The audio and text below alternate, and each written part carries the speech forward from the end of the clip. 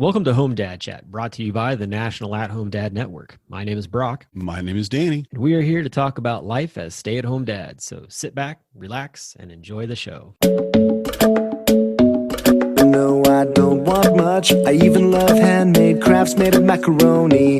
Come on now, you should know me. Times I might eat too much. No worry about my weight, got the dad bod rocking on me. Sketches on my feet, cargo shorts look good on me. I'm a dad, that's what I do. What's going on? Oops. What is going on with Record you, that, man? I hit record without you actually knowing it. Hey, everybody, welcome to the show. Oh, it's going to be a real good one tonight. Right? It's going to be. Captain America coming on. Captain even know America, where to the start. at-home dad. Yeah, right. A very, very impressive guest coming on tonight. By far one of the most highly decorated stay-at-home dads we will ever talk to. The list of things that this man has done is long and very much decorated military man. He's going to come with some stories. Right. And we were discussing it earlier. We were talking about, well, where do we start? What do we cover? What do we want to talk about? Because there's just too much. You can't do it you can't cover everything in one shot. So it's one of those, this is a good problem to have. There's so many different ways to come at this interview, but I don't know. Well, before we get into it, I want to say something completely sidetracked before I forget. And we don't do this often enough, something I want to try to do. But today is Brett Landry's birthday. Really? And I'm going to put it out there because I forgot about it. Sorry, Brett. But happy birthday. Happy birthday, buddy. Yeah. Brett, for anybody that doesn't know him, is one of our big volunteers. He's been on the moderation team for a very long time. And I will say this, he lived on the other side of Atlanta from me. So he's probably about an hour and a half away from where I lived in Georgia. And when my mom passed, he came to the funeral. Oh. So, I mean, he went all the way across Atlanta, which is never a good thing. And I was just so touched by that. But that's the kind of guy he is. He just said, well, of course, your mom died. I got to be here. Then there was no question in his mind. And he's always like that. So I definitely wanted to make a point to sidetrack us before we get into talking to our guest. Yeah. Well, that's awesome, man. Happy birthday, Brett. Happy birthday, Brett. Definitely. Yeah. So our guest tonight, dude, the list is long. I will say this. He's a stay-at-home dad, combat veteran. So he suffered a traumatic brain injury, survived a stroke, para-athlete. He calls himself a super dad. I would definitely give him that title. Yeah. Superhuman. I'm going to give him that title too. If we were sitting around and there was a world's greatest father mug on the thing and I was having coffee in it, I would hand it to him and go, sorry, man. I didn't even take your mug, buddy. I cashed in my card on that one, friend. I got to give that one in. Yep. Yeah. So, and 9-year U.S. Marine Corps, completed 3 deployments in Iraq, which just is mind-boggling to me. 3 different deployments over there, and then he, now he's all into the Paralympics and just, running away with it in different ways and biking away with it in other ways and skiing away with it. Like you said, there's just too much. Master of Science. Just read that. Master of Science. Yeah. Paracycling World Championship medalist, gold medalist, and silver medalist, Paracycling World Cup men's trike. I mean, it's just too much, man. We gotta get him on. Let's just gotta get him on. We'll let him tell his story rather than we try it. Definitely. And while we get him on, you can all go to DennisConnorsusa.com and check out his website, and we'll bring Dennis on in just a moment. Become a member of the National At-Home Dad Network, an organization focused on providing advocacy, community, education, and support. Connecting with households where dad is the primary caregiver of the children. We do this through our webinar and podcast series, mental health support groups, regular online social events, as well as our annual convention. The National At-Home Dad Network is a 100% volunteer organization. Without the generous support of its members and the community around it, we would not be able to continue the work that we do. Becoming a member gives you access to past convention speaker presentations, the ability to vote for board members annually, and ensures that the organization's fees and bills are in positive standing. Oh yeah, it should not go unmentioned that there is some cool swag headed your way if you decide to become a member. For only $35 a year, your membership provides you with the exclusive content only we can generate, and you'll be supporting an organization that benefits families all around the country and world. By advocating for them, offering them community, providing education and guidance, and supporting them to grow in their parenthood journey. And one last thing, if you contribute $500 or more, you will become a lifetime member.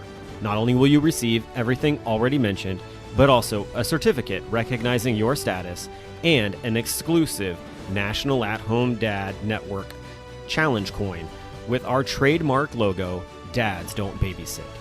So, what are you waiting for? Become a member today. Hey everybody, welcome back.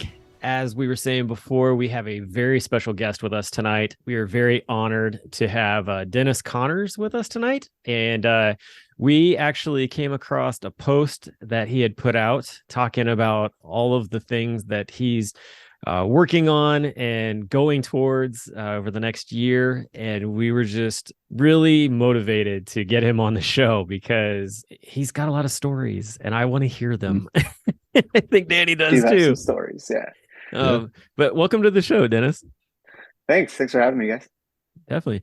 So, like I said, I told everybody prior to this, I was like, y'all need to go to DennisConnorsUSA.com so that you could pull up the website, because I feel like we're not going to hit everything that that's on this website, which, by the way, is very beautifully laid out and has lots of information on it. And you could spend a good day just reading through all the things on here.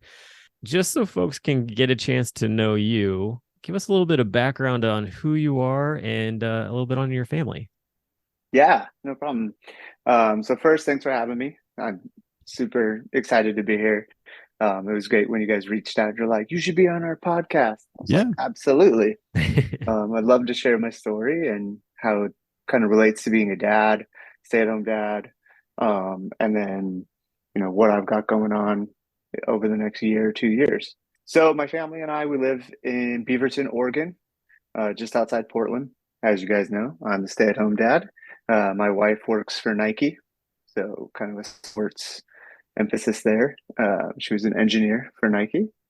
I've got two little ones. Yep. Older daughter, who's 8, her name's Kennedy. Younger son, Soren, who's 6. But the way that their ages fall, they're in 1st and 2nd grade. Okay.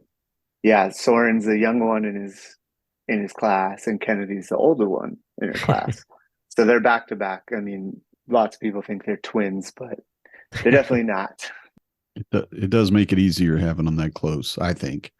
It's done well for a couple of my kids that are just like, okay, so you're in, and then when you get to middle school, you'll have that 1 year where they're not in the same, and you're going to 2 schools, and then you get back to one school again. It's great. Yeah, it's been great. Kennedy did her kindergarten year during the pandemic, so she did it remote. And Soren basically audited kindergarten by sitting in the room with her. Nice. So he did great, and their school is great. Everything's going awesome with them. As you guys saw from my website, I grew up in the kind of all over California, just half in Southern California in the mountains near Big Bear, and then half in the Bay Area till I was 18. And then when I was 18, I joined the military. I joined the Marine Corps 2003, served from 2003 to 2012 in the intelligence fields, mostly tactical intelligence, signals, and then human intelligence and counterintelligence. So I got 3 deployments to Iraq. It's where I got injured, and then this is how I got into the parasports world. We got out of the military. My wife and I were engaged, and we loved rock climbing and skiing. So we moved from San Diego to Salt Lake City, so we could ski and climb and have real jobs, because it wasn't like a tiny ski town where we'd wait tables or something. Yeah, we lived there for 3 years. I went to graduate school and worked for a company Black Diamond Equipment. They manufacture rock climbing gear and skis. Yeah. And that's where that's a good choice, yeah, follow yeah, your it was passion, good. right? If you Yeah. love it, you never have to work a day in your life. That's great. Yeah. That's like right down your alley. Yeah. So I did that with them. And we were kind of all in on skiing and rock climbing. And our daughter was born. And 10 months later, my wife got a call basically from Nike. An old coworker of hers had recommended her for a position that they couldn't seem to fill. And she had the exact skill set. And she's like, Nice. okay, I'll check it out. She's like, I'll check it out. And then she's like, oh, it's pretty cool. But we're not leaving Salt Lake. We want to stay here so we can ski and climb and, raise our daughter and subsequent kid in the mountains. And they basically were like, well, what would it take to get you to come? Oh, wow. And so I was like, well, I could be a stay-at-home dad for a little while when we move and, until we get established and get Kennedy into some sort of daycare. And so, 7 years later, here I am, still stay-at-home dad. Because when we moved, we thought we would get Nike provided. They had a great preschool program on campus, but we didn't realize it was really hard to get into. So that's kind of how I became a stay-at-home dad. Was like, well, we moved and Kennedy was already born, so we weren't on all the daycare lists, as you guys probably remember. Right. You got to like plan your pregnancy around. Yes, you do. Daycare. Right. No kidding. Yeah. You should have already picked out college before you got pregnant. What's going on? Yeah, exactly.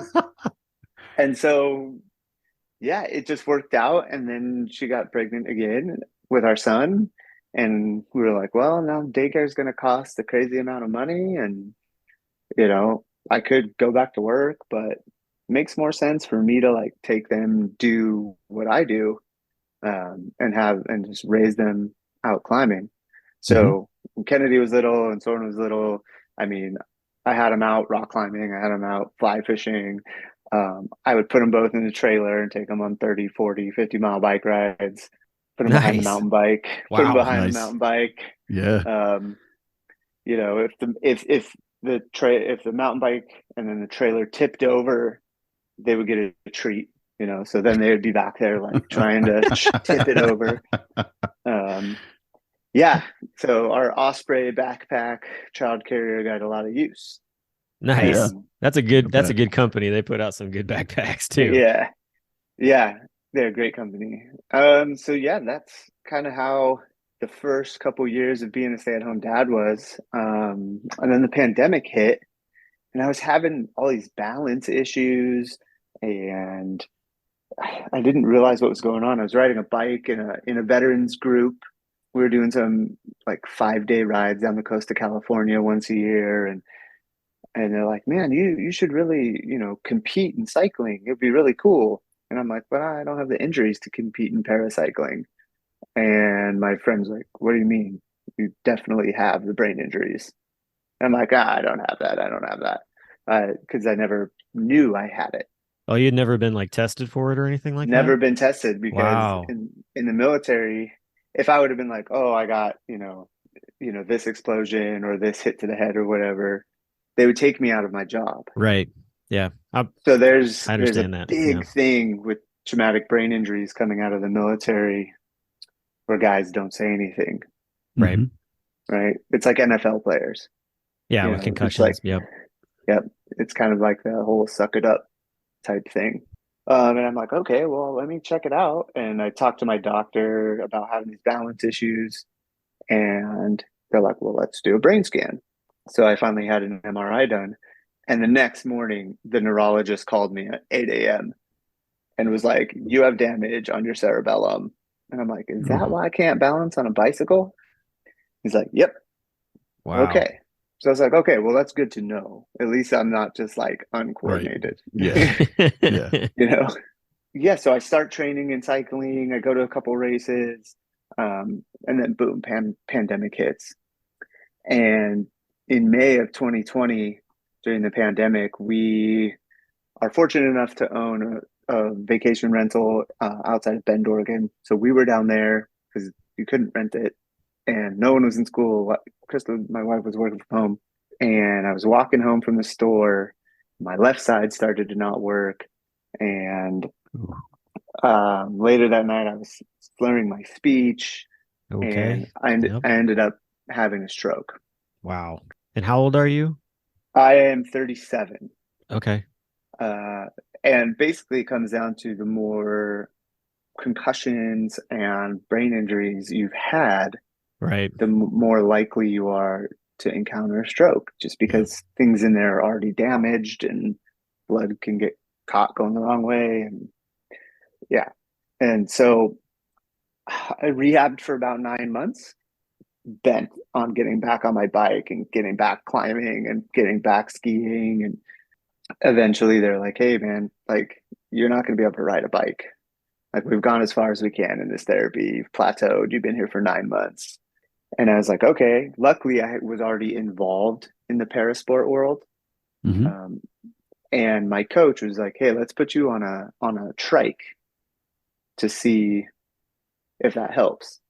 And so I got a trike axle and I started riding it. And I was like, man, I should have had this thing before my stroke. like Yeah. my friend at my first race on the trike, my friend who got me into the cycling, she was riding next to me and she was like, oh my gosh, I'll ride next to you now. You're so much more stable on that thing. She was like, I'd always ride way out in front of you or way behind you, but never right next to you. And I was like, thanks, Sean. That bike is a sweet setup, by the way. I love. Yeah, thanks. I'm a cyclist myself, and actually, there's another board member who's there's a couple board members that are big cyclists as well. We actually have got your own jersey. Yeah, that's what I was going to tell you. There's a jersey that we have actually that says cool. has like the dads don't babysit stickers on it with our logo for the National At Home Dad Network that we actually paired with a company. They made like some awesome bibs and jerseys for to Sweet. be purchased. So, but yeah, no, I was looking at your setup on this trike, and that's a really nice ride you got there. Yeah, thanks. Yeah, it's really, really awesome. And it's pretty stable. It's hard to corner in, but you get used to it. It's kind of like those old 3-wheel ATVs, they can tip over pretty easily. Turn and then lean in the opposite direction kind of deal. Yep. Yeah. Yep. Definitely. Yeah. And you're going at speed. I mean, I'm not saying you're like racing. I'm guessing you're going for more distance rides. So, but you're still going fast enough that any mistake at that level is going to really throw you off the bike. It sounds like, or the trike, excuse me. It can definitely. Yeah. In our races, we are racing and I race only against trikes. So we will, in an international race, we'll have, 20, 25, 30 of us in a pack. That's quite a peloton you got there. Yeah, of people with balance issues on tricycles. It's a good show. Are you pretty close together too? I mean, exciting. Even though you got the wheels on the back. Yeah, they put this bar on the back so then the front wheel can't go in between the back two wheels. There's like that's good. Draft bar. Okay. So everybody's required to have one of those. Okay. But your draft bar gets bumped constantly. Yeah. You know it. You know it. Yeah. Rubbin's racing, man. Basically, yeah. I'm right here. You need to get out of my way. No, I'm in front, man. Nuh-uh. Yeah, I feel you bumping, but that's because you're behind me. Yeah, I get it. You got some guy behind you. Shake and bake, man. Shake and bake. Totally. Oh, that's awesome, dude. Oh, no, gosh, like I said, like that's a really cool ride you got there. I want to jump back a little bit to what you were talking about before, though. And I really appreciate everything that you shared with so far, because honestly, like it opens up a can of worms of so many stories I feel like we could go down into. But I kind of want to go back. So you mentioned that, you're a veteran of U.S. military, 9 years, and you had suffered some TBIs that you didn't find out till later. Mm-hmm. And you were part of intelligence. What sort of were you involved in that kind of put you in a situation where you suffered the traumatic brain injuries?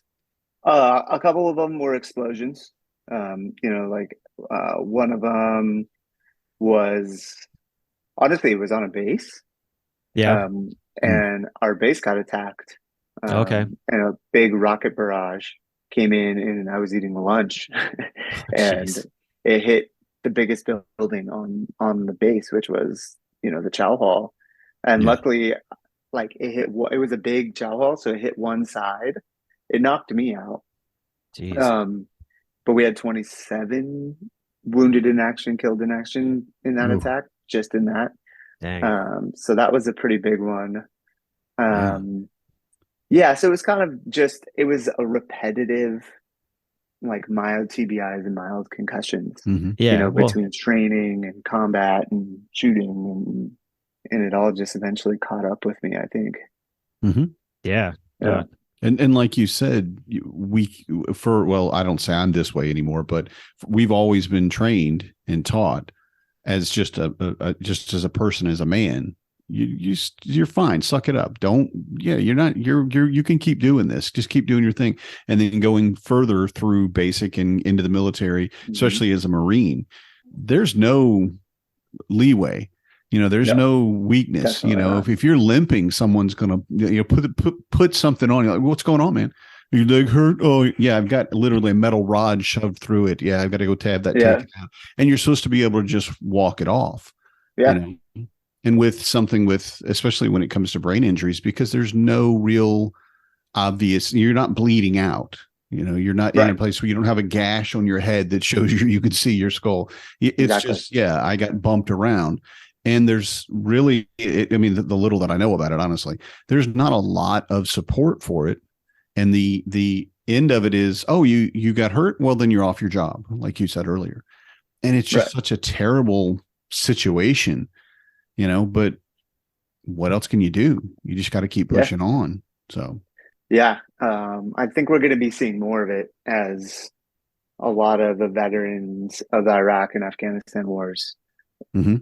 Yeah. start to get a little older, and I will see what happens 10, 20, 30 years Yeah. afterwards, kind of like we've Yeah. seen with veterans from the Vietnam War with Agent Mhm. Orange and Gulf War syndrome from the first Yeah. Gulf War. And Yeah. so Yeah. I got a good buddy who he was over in Afghanistan a couple times, and when he came back, he was always talking with people about PTSD and getting tested for it and all these different things.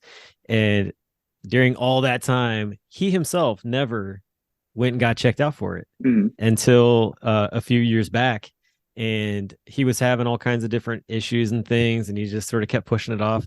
And eventually, like, he went and got checked out, and they're like, "Yeah, like, you're actually really high on the scale for yeah, PTSD." Yeah. Like, and it was just that made him even more of an advocate in the fashion of like, all right, like, one, I put this off on myself. I'm hurting me and my family in this. Like, we Mhm. need to fix this, but at the same time, too, like, you know, if you've been in any type of combat situation, like, you should definitely take the time to Yeah. go get checked out and things. And And so, even yeah, non-combat situations with the military. I mean, we've had plenty of stories of people that they mhm, never yeah, fired their weapon. They were never fired on, but it was around them, and they were in a constant state of hyper awareness, which that in and of right, itself can, push it. It's yeah, really such a just almost nebulous thing that, well, how did you get it? Oh, you name it. I right, I knew somebody that I was in a group with, so a support group with, who had PTSD from a car crash, and yep, he didn't even get injured. He said I was a little sore, but then I just can't drive now.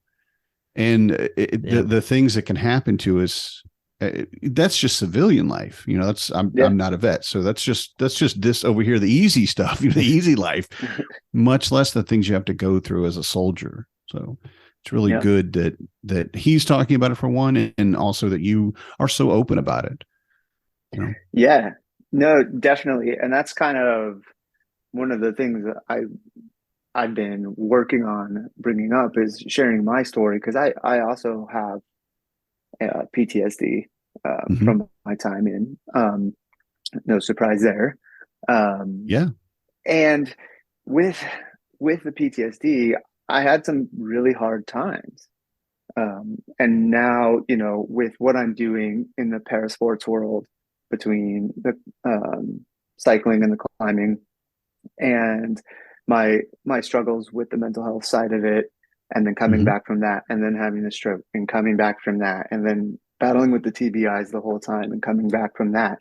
I'm really trying to share this story of perseverance, which is a Yes. totally different story than what we're told perseverance is. Mm-hmm.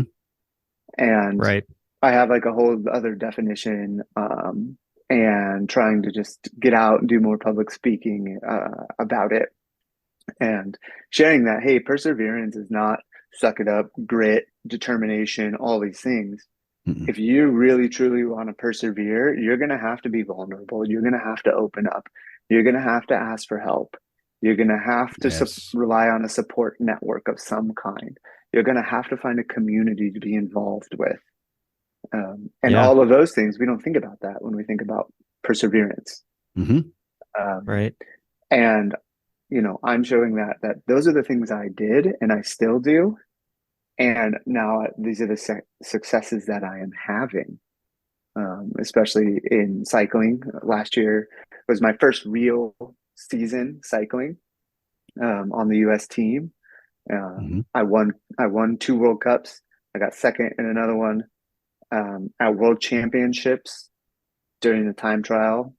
I found out that I have what's called autonomic dysreflexia, which means your autonomic nervous system doesn't work. So my body Oh, doesn't cool off. yeah. Oh, wow. So if I get hot or my heart rate goes up, it's very difficult for it to come down.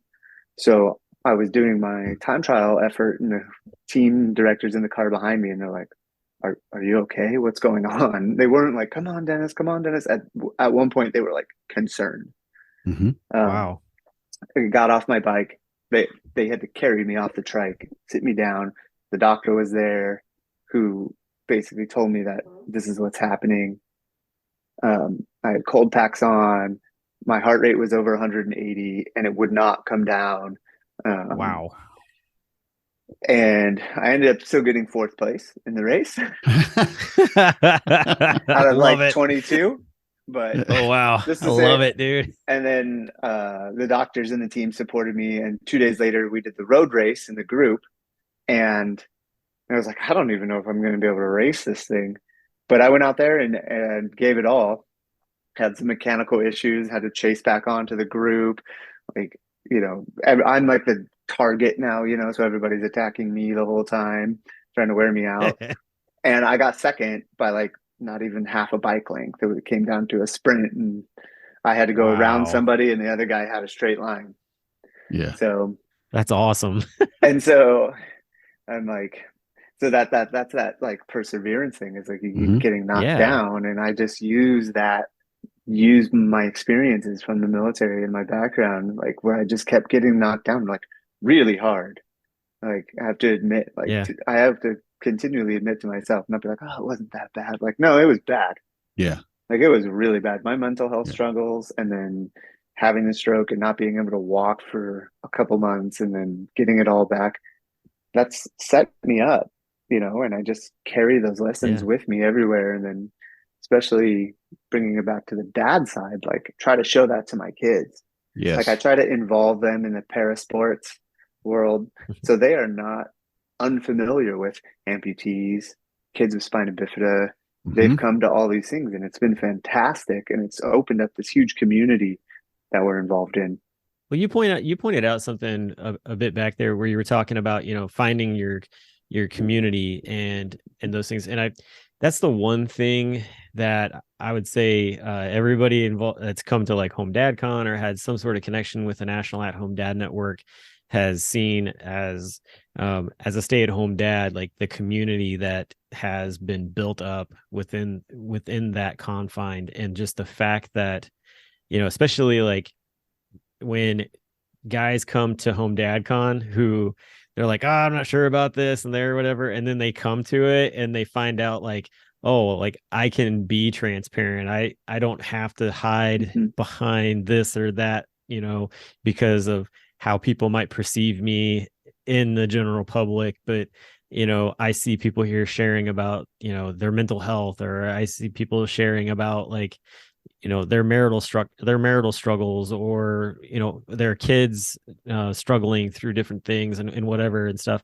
And those are such important just elements of life to be able to have people that can connect with you where you're at and not feel like you have to be somebody else. And so it's great to hear that through all of the things that you have persevered through, like that you have been able to, basically, like, what's the word I'm looking for here? Like, just kind of fuse into this community that's really, you're basically building off of each other. Like, it seems like, like the give and take of it is just positive for everybody in that aspect. Yep, absolutely. And I want to just jump in real quick because we do want to get to your goal for 2024, and we definitely want to do that next, right? So because we're going to get sidetracked, but I have to say this because it needs to be said for me.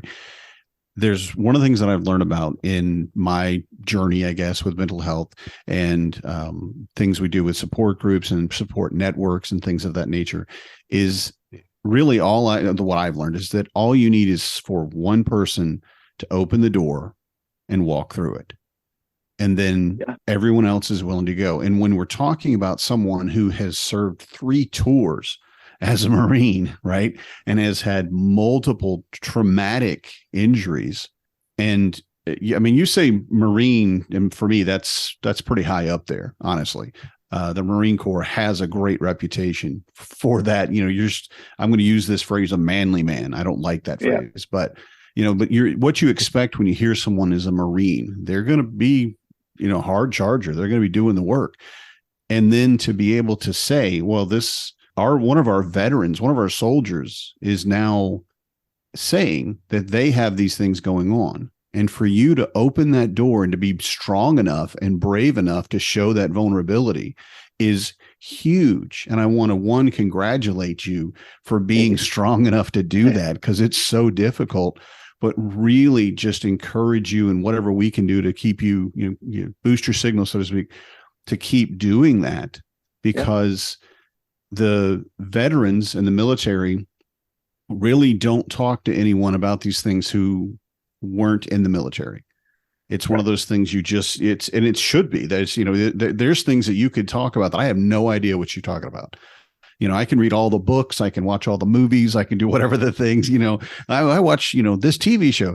I don't know anything about the true day-to-day life, that you lived, right? And another veteran would know that talking to me inside of 5 minutes. I mean, he would, oh yeah, this guy, he's a civilian. He didn't know what I'm talking about. But for you to be doing that opens that door for all of our veterans. And that is just such a wonderful thing in a place that we need people talking. And I just want to tell you, I'm grateful that we've had this conversation and that you're out there talking. So before we get to the rest of the stuff, I just had to say that. Thank you. Yeah, thank you. Oh, and one other thing too, before we really get in, I was looking through your Instagram, and honestly, I love the fact that you are doing stuff with Athletic Brewing. Yeah. Because so it was kind of interesting. A few years, there you go. A few years ago, Matt Strain, who's on our board, he has been sober for, I don't know, 6, 7, maybe 9 years. I don't remember what it is exactly, but he found the beer and started drinking it, and he was posting about it on Instagram. And I was like, dude, you need to like reach out to them. And he's like, oh, they don't want anything to do with me. I'm not really doing anything that falls within their brand line. And I'm like, yeah, but you're running, you're doing some stuff, and you're stay-at-home dad. Like, that'll be something interesting for them. And sure enough, like, they signed him on to be an ambassador. Yeah. Which was really cool. And then he started really just like promoting the beer. And another dad in the organization, Kyle Denny, who lives out in Colorado, and this guy is an extreme runner. Like, we're talking 100K. He'll run 100. Yeah, 100K. What? And he's really big into their beer as well. And so when I pulled up your Instagram and I saw like you're like holding cans of Athletic, I'm like, yeah, that's what I'm talking about. And I just got a job at a brewery here locally, and they actually keep Athletic Brewing in the coolers as well. Nice. for guests that come in and they want to hang out, but they're not drinking, but they can have an NA beer. And so I just thought that was really neat, and I just kind of wanted to put that out there as well. Yeah, thanks. Yeah, they've been really good. They're a partner that I've started with this year. Great. And then hopefully going into the Paralympic Games next year, Right. it'll blossom into some more. So let's talk about that, because your original post was basically, and I'm just going to say this, and it is what it is, that you're looking for sponsors. Yep. And that's what you need in order to do this. I mean, it's just one of those things, and we all understand it. The only thing you asked for was for people to follow you on social media. And I love that, because you understand, one, that you're talking to a community of other dads, and some of us could, give you a monetary donation, and some of us could not. But all you said is, yeah, could you follow me on social media? And that is so wonderful. And I hope you did get some followers from that and some movement forward. But because it was a self-promotion post, and unfortunately, unless you talk to the admins first, we have to take those down. So we did pull that down, and I'm hoping you put it up on the Saturday self-promotion thread. We have one every Saturday, and I would love to see it every Saturday if you want to put it on there. But so what I'd like to do is just kind of reiterate what that's about, what you're planning on doing in 2024, and where we can find you on social media so that we can follow you. Yeah. So right now, obviously the ultimate goal is to qualify for the 2024 Paralympic Games in Paris, which I have a really good chance of doing. Coming into this year, I had the most points out of any paracyclist, period, on the U.S. team. And I just got selected for the World Cup teams that are next April and May. So I'll be able to score points for that. But basically, when you're an athlete, and not a lot of people realize this, but there's a lot of athletes out there who aren't Simone Biles or, Serena Williams or Michael Phelps. Those guys, they're the ones who get a lot of the big contracts and make a good living out of it. Everyone else is trying to scrap by. And we spend a lot of time training, a lot of time, going to these events. And sponsors are how we turn this from a hobby into a profession and become a professional athlete. And when you're reaching out to sponsors, one of the first things they ask you is, how many followers do you have?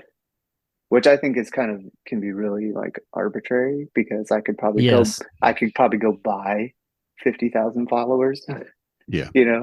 And be like, oh, 50,000 followers. But I don't think that's the way to do it. And I would rather be giving to like a true audience who follows me. Right. So I put it up there. I was talking with the agency that I work with, and they're like, yeah, man, you just got to get more followers.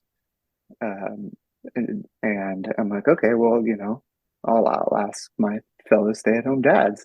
And I just threw it up there on that post, and then you guys took it down, and I was like, that was so dumb. I totally forgot, because I was like in the moment. And that happens, honestly. No one's mad at you or anything like that. I really, honestly, being on the admin team, I dislike taking posts down. I mean, nothing, you just got to do it. I mean, we can't allow it, it 100%. Just is what it is. But every time I'm like, man, I am sorry that I've got to kick your dog, but it's I gotta be this guy. Happen, right? And it's just and I try to be as kind as possible. But anyway, didn't mean to run off with that. So once it was taken down, that's fine. But where can we find you then on social media? Where's your preferred? Yep. My preferred is my Instagram. DC Rides Trikes, so like Dennis Connors. So DC Rides Trikes, or you can just search me, Dennis Connors, and it should come up. My website has links to everything. It's DennisConnorsUSA.com. And you can find out more about me there. Yeah. And really, like, the two things that I'm hoping to do in the future with this is, one, get some more followers so I can get those sponsorships, so I can make this more of a living, make it a little easier on the family. And two, I'm really starting to like work on that public speaking side. So If anybody knows people who want me to come on and talk, I'm happy to do that. And you can Yeah. reach out to me through the website. You can reach out to me through social media. Um, and I would love to come on and talk. I think I'm doing a webinar soon with Matt.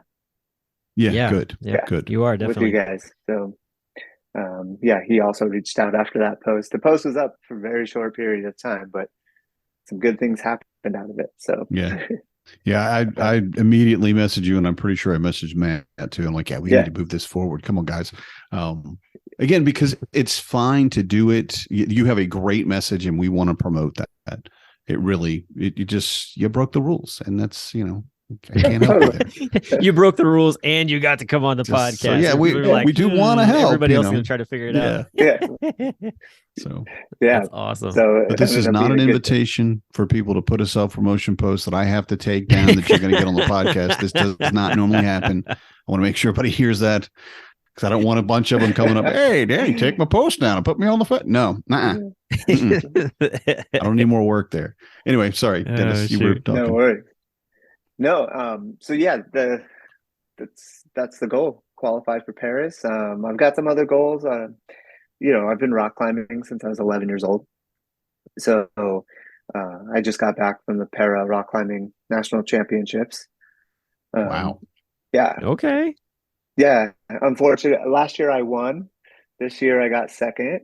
A little bit of a hand slip on a hold and put me in second place instead of first place, which is still awesome. So It is, yeah. yeah, still on the U.S. team for that. So I'm on the U.S. team for climbing and for cycling. Yeah, so just trying to do my best in both those sports. Cycling first because it is a Paralympic sport, and it is my first passion right now. And then climbing kind of helps me clear my head and keeps me sharp for cycling. Dang. Cool. That's awesome, man. I was just thinking about so there's a comedian that I heard a while back talking about how he helped out at the I think it was the Atlanta Olympics back in the day. Okay. And he had run into a guy who was kind of down, kind of feeling a little mopey or whatever. And he was an athlete, and he walked up to him and he was like, "Hey man," he's like, "What's going on?" And he was like, I just finished my event." I think he said he was like a kayaker or something like that. And he's like, "I finished 15th and I'm just a little disappointed with myself." And the guy was like, "How many people were in your field?" And he told him like, I think it was like 80 or 100 people or something like that. Yeah. And this guy in the middle of like the village just goes, "You're the 15th best kayaker in the world. That's amazing." And I'm just like, anytime like I hear somebody who's like, they didn't finish in first, it's like, think about where you're at compared to many other people. And it's like, you're, that person, like the best in the world kind of deal. Like, honestly, like dude, you're this so impressive with like number the things two, that you're twice by just this much. And Oh, it wasn't, it's basically, to me, it's like, okay, the perfect run with no human mistakes is who won. And then the person that made one human mistake is the one that came in second. And that's really, when you look at the technicals about most sports, especially competitions like this, it's that one tiny little thing. You like Brock said on the curve, you learn lean a little bit too much in, and you lose some speed or whatever. Or like you said, I got to go around this guy, and this guy's got a straight shot. I'm in second place. It's just that tiny little thing. It's amazing. And it really doesn't change how amazing an athlete is, in my mind. So, thank you. So you were talking about that, you're doing some talks and presentations and things along those lines for being a speaker. Like, are there certain areas that you're looking to get into to be a speaker? Like, are you trying to get into schools, or are you trying to present this more to like corporations? Like, what are you kind of going towards with your speaking platform? Definitely interested in speaking mostly to corporations and kind of, reminding people that even when things are very difficult, you can still achieve your goals. And just giving that message of don't think of it the way that they tell you to think of it. Like, don't be afraid to ask for help, and don't be afraid, to be vulnerable and to open up and to say, I'm having a problem or I'm needing help. Because if you don't, you will fail. Yeah. Like, you can only tough it out for so long. Eventually it catches up to you. And I'm like literally like living example of that, right? Yes, you are. So yeah, corporations, schools, definitely. Just, I guess that's like the sucker dad in me, right? Like, if elementary schools want me to come talk or whatever, of course I will come. If universities want me to come talk, of course I will come. I'm just trying to spread this message. One of my best friends told me to really, hey, you should focus on that. You should focus on the speaking. And he said, you know why? Is because you have a message that not that you should share, that needs to be shared. It needs to be out there. Your story and your representation. Life, he's like, it needs to be out. We all need to hear it. Yeah. And he's like, so that's what you need to focus on, is like sharing it with everybody. And everybody can learn something from it. So I was like, okay, like, let's do it. Most definitely. Yeah. When you were talking about it, I was just thinking to myself, I'm like, man, there's like corporations out there that, and we were talking with our buddy Sergio about this, because he's a part of our DEI or JDI group, and we were talking, and it was like he was like, I just have come to the realization that people who have disabilities like fall into that into that group of the JDI, and it was like there are so many corporations that are just trying to figure that out, and having somebody like yourself that can come in and talk about what you're doing, what you've gone through, and really shining a light on just how you've moved through it, and what you've done, like, is something that I would hope corporations and other places would find to be of a positive attribute to bring in. Yeah, hopefully. Yeah, and I guess that's kind of one of the goals of the next 2 years too, is just like being able to get that story out and get more eyes on. That's another reason I ask for people to, like, hey, check out my profiles. If you like them, follow me. Like, if you want to support this, follow me and tell your friends, basically. Yeah. Well, you got some fun stuff on here, man. I mean, honestly, like, I love it, especially from the climbing aspect of it. You got some great pictures that, just you're showing kind of your path on how you do the rock climbing and things like that. I see that on there, and you've got stuff on your showing how you're training and different areas like that. So, I mean, it's you've got a very entertaining account with a lot of great content, honestly. So, thank you. I hope that anybody listening to this definitely does start following you, because it's definitely worth following. And I'm glad that we were able to get you on to talk about everything that's going on with you. And I hope that being on the podcast and us getting this message out there will attract more people to you. And honestly, like, this is the nice thing about these podcasts too, is like, you're trying to get your thing out. It's like, you can put this in the email pitch that you're sending me, like, hey, like, I did this, kind of thing as well. And that way people can kind of hear a little bit more of your story through that as well. But that, and, being on the webinar with Matt, I hope that we can just continue to boost the signal for you. Yeah. Honestly, like, I'm just going to be, I'm going to be completely selfish and say that I hope that some way, somehow you might make it to Milwaukee in September, and we actually would get to meet you at Home Dad Con. But I know that you're also training, so I understand. Well, September, everything's pretty much done in August. Not again until November, when we have so there is a window of opportunity. So there is a window. And I think it was Matt who did send me. I think it was Matt who sent me he's like, hey, by the way, here's the form to fill out if you want to speak at Home Dad Con. Yeah. Yeah. And I was like, oh, okay. Yeah.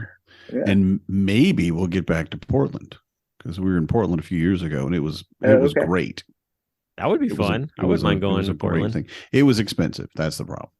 It always comes down to what can we do with no money? Oh, well, we can do this. So it's a different thing. But nonetheless, I do hope we get to meet you in person at some point. That'd be great. And definitely good luck on all of your training through this year and finding sponsors and making it to Paris. Yes, definitely. Paris. That's the goal. Awesome. Well, thanks so much for coming on the show. Follow Dennis, boost the signal. Let's get him some sponsors, get him to Paris, all that good stuff. And until next time, have a great day. Yeah, thanks for having me, guys. This is great. I'm a dad, that's what I do.